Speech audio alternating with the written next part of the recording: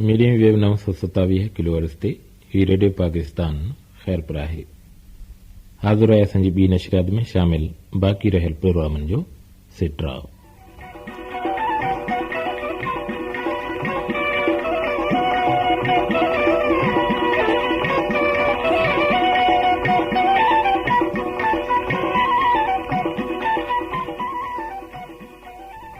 ॿ लॻी 12 मिंटनि ते प्रोग्राम अवां जी फरमाइश पेश कयो वेंदो। 3 लॻी 12 मिंटनि ते फिल्मी नगमा ॿुधी सघंदा।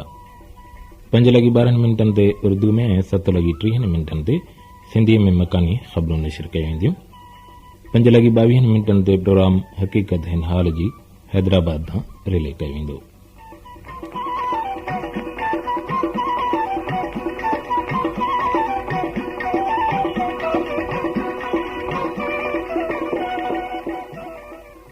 पंज लॻी 30 मिंटनि ते प्रोग्राम अक्सेनो नशर थींदो।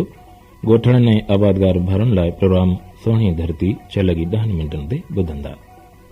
7 लॻी 12 मिंटनि ते हालात हादरा जो प्रोग्राम रोशन राहूं पेश कयो वेंदो। हिन प्रोग्राम में सिलसिलो भारत अख़बारनि जे आईने में शामिल हूंदो। 10 लॻी 30 मिंटनि ते प्रोग्राम हिकु नगमो ॿ आवाज़ अवां ॿुधी सघंदा।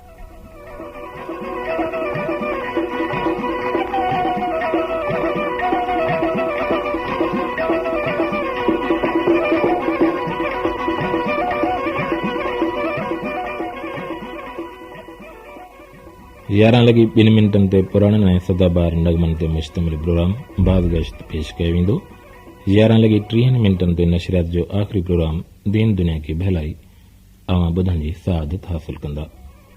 ही हुयो असांजी ॿी नशरियात में शामिल बाक़ी रहियल प्रोग्रामनि जो ख़ुलासो।